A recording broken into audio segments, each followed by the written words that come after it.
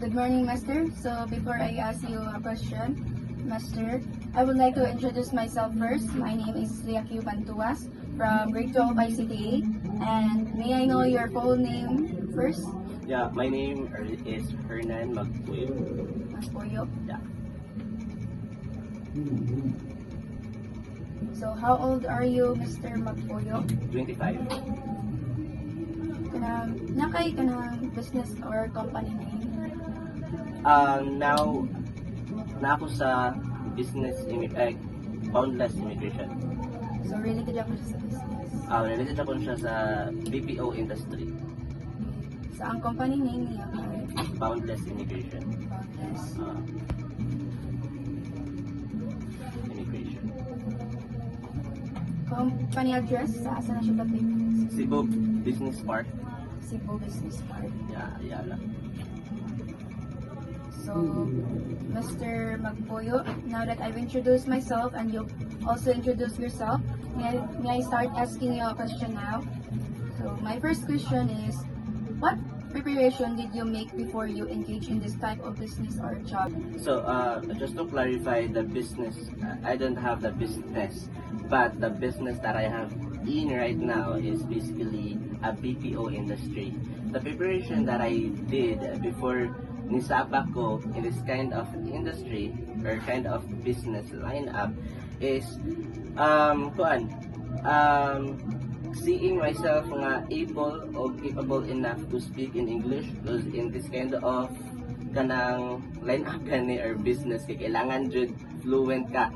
So the preparation is I need to read the books, watching movies to enhance my communication skills, and those things that more na akong gi-prepare sa akong self. So, nag-ipon kag mga karanasan para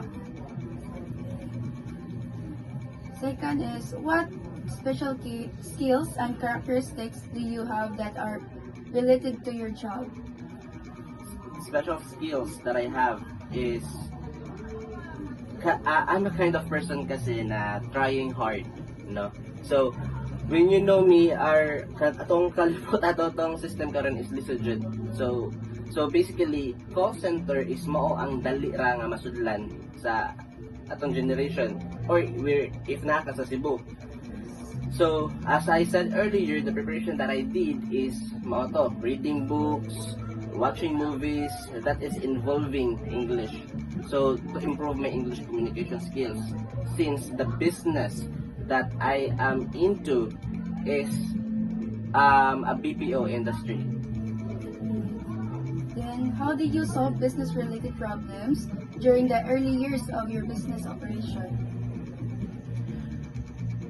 So to solve, for example, to solve this kind of any problem that I nga sa mga business is one. Basically, if you just follow the guidelines, the procedure, well, wala kay problemahan na. But if you have a problem, you have to solve it immediately. Like for example, if you have lates, we're talking about HR thing. So if you have lates for this week or for the last month, then you have to improve yourself or to do something to yourself, like I need to commit nga wala na ko'y late from the next month. Kaya it will affect my my job. So pwede kong ma-terminate if ever consecutive siya nga makita sa management nga you are being kanang not do your job, you're always late, absent. So you have to do something nga consistent ka nga you are on the top. Gani. So those problem basically the management thing or HR thing kay when it comes of job, I think I don't have any problem with that.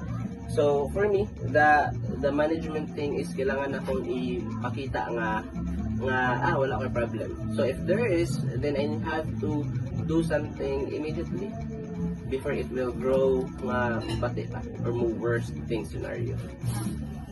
That's the thing. So, Thank you for answering my question, Mr. Hernan. So that's all. So thank you kayo kay balag na ni Sir Botica. It's okay. Thank you very much. Walay blame man ah. Thank you.